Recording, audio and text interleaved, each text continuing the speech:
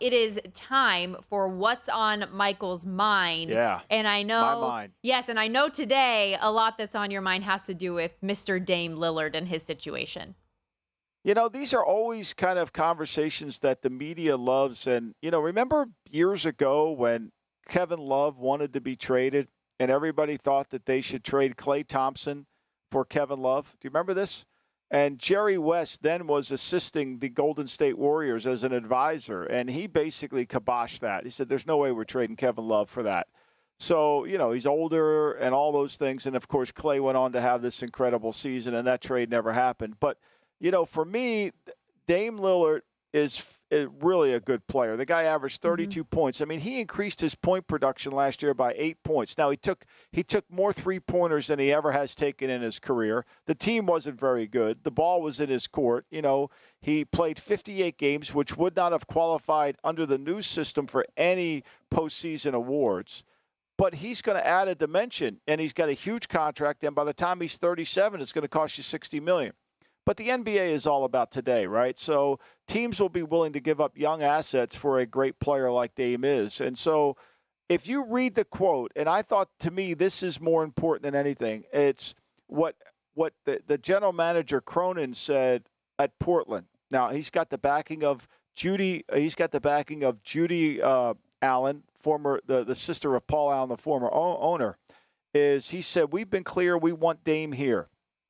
But he notified us today that he wants out, and he'd prefer to play someplace else. What has not changed for us is that we're committed to winning, and we're going to do what's best for the team in pursuit of that goal. And since Dame doesn't have a no-trade clause, Dame's really at the mercy of what the best deal is. Like, they don't have to take Miami scraps to get this, and he wants to play in Miami. He would consider playing in San Antonio. I mean, he's a big culture guy. He wants to go somewhere where he feels he can be part of it.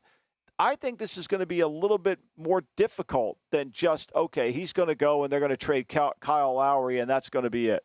I think this is going to involve a lot more pieces to operate, and it wouldn't surprise me if some team out of somewhere else that has a bunch of assets makes a trade for Dame. My only real follow-up to that thought process, and I do agree, I don't think that Miami is going to be able to put together the proper type of a trade package that's going to be attractive enough for Portland unless they get another team involved, unless they're able to really maneuver some stuff. But also, from an organizational standpoint and the relationship that they've had so long standing with Dame, he has been such an important piece of what they do over the last 11 seasons, spent the entirety of his career there. It almost felt like a game of chicken figuring out who was going to say we want to trade him or I want to be traded, because neither one of them really wanted to be the bad guy in this situation, but finally came down to it. And Dame made the commitment saying that I want to move on from this and I don't want to be a part of a situation where we're rebuilding with a young team, which he had made perfectly clear for a long time, right? And then when you draft Scoot Henderson and take that step forward and say that's the way that you're going to go, the writing was very much so on the wall. But because of that relationship, Michael, I just wonder if, even though he has the no trade clause, if they, as an organization that has known and trusted and relied on Damian Lillard for so long, if they'd be willing to wheel and deal a little bit more on his behalf because of that, or if you're just like, no, this is business at the end of the day and we're going to do what's best for us, you're out of here.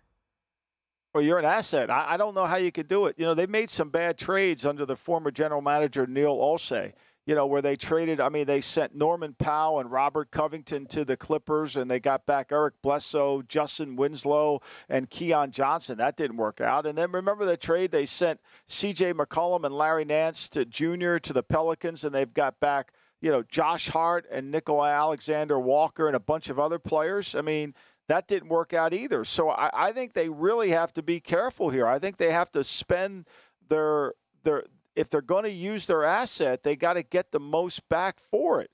And I think that's a concern. Now, people are laughing at the Grant contract. How could they pay that much for Grant? 5 years, $160 million.